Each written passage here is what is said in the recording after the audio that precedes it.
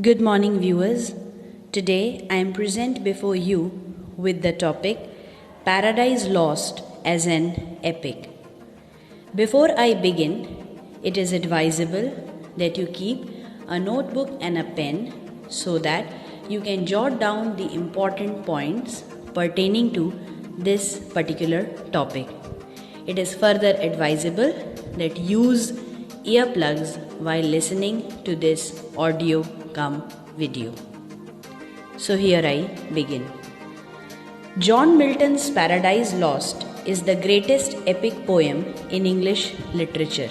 Indeed, with its sublime imagery, its harmonious verse, its titanic background of heaven, hell, and the limitless void that lies between, it is unsurpassed in any literature. It is a colossal epic, not of a man or a hero, but of the whole race of man. The splendors of heaven, the horrors of hell, the serene beauty of paradise, the sun and planets, suspended between celestial light and gross darkness, are described with an imagination that is almost superhuman. The epic has a wider scope and larger significance than either the Iliad or the Aeneid because it deals with the whole human race and indicates the destiny of all humanity through the sin of the first man created by God. In the words of Samuel Taylor Coleridge, I quote, "It represents the origin of evil and the combat of evil and good. It contains a matter of deep interest to all mankind as forming the basis of all religion and the true occasions of all philosophy whatsoever." Unquote. The epic has some prominent features and Milton's Paradise Lost conforms to all of them. We will take the epic features one by one and then prove how Milton's work is an epic. First of all, there is a perfect unity of action in Paradise Lost, as we have seen in the epics of Homer and Virgil. The theme of the work is set in the very first line of the work, that is, man's first disobedience and the consequences. Fall of man is the underlying theme, and all the actions in the poem are either leading up to this theme or following from this theme. The plucking of fruit by Eve is the apex of the whole architecture of Paradise Lost. The whole action of this epic is single and compact. Paradise Lost begins not at the beginning but in the middle, then retraces the earlier history bit by bit, and finally takes the story forward to complete the narration in a striking end. Milton is adept enough to capture the reader's attention, and following the classical norms, he begins the action of his epic abruptly from the middle. Who was Satan? Why he fell are the questions that engage our attention, and things become crystal clear in the succeeding books of this great epic. Paradise Lost is the product of a Puritan's prolonged meditations on the Bible. It paints the visions which the Bible has given him. He lets nothing intervene between the Bible and himself. Milton allows himself complete liberty in interpreting it, but he puts his entire faith in it. He accepts the whole of biblical history as genuine and sacred, but he retells of it as one who bears all the burden of contemporary knowledge, whose personality is intense and self-centered, and who has little dramatic sense. He projects himself, his feelings, knowledge, and aspirations into the characters of his epic, both the primitive human creatures and the superhuman beings, whether belonging to heaven or hell. The other important feature which places Paradise Lost in the rank of epic is its invocation.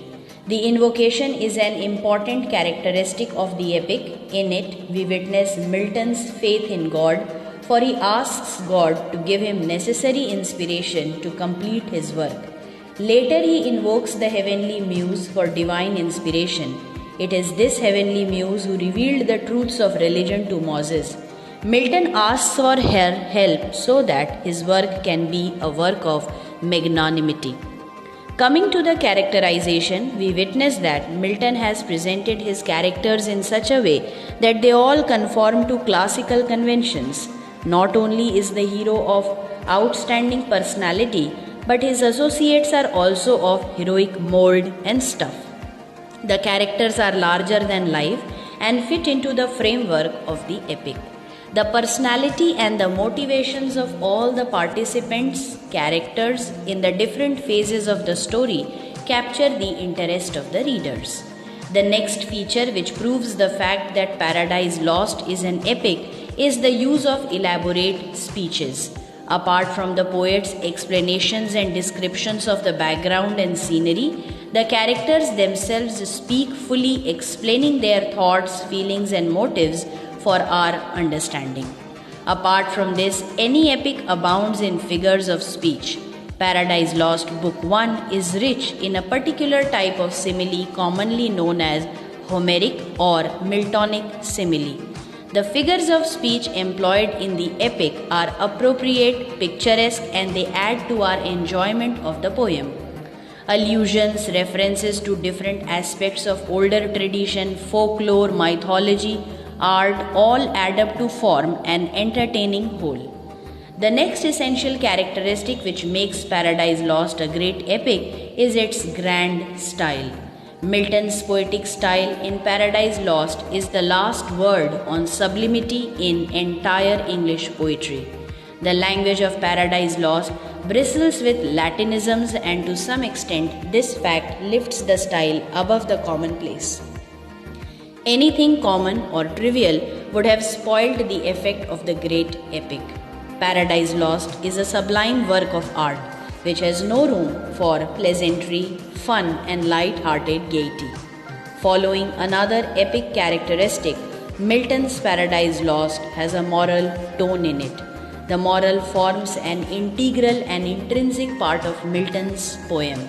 It seeks to vindicate the ways of God to men, to show the reasonableness of religion and the necessity of obedience to the divine law. The chief characteristic of Paradise Lost may be summed up in the word sublimity.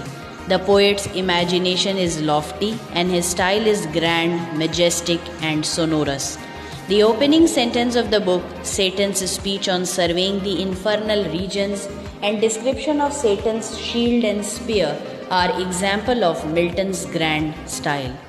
Thus, in scheme and design, form and structure, manner and matter, Milton's Paradise Lost is a successful epic in the classical manner and a fine illustration of his classical scholarship. I hope this video cum audio proves to be of help to each one of you. Please mention your questions and observations in the comment section below. I will be more than happy to help you in getting the answers of those.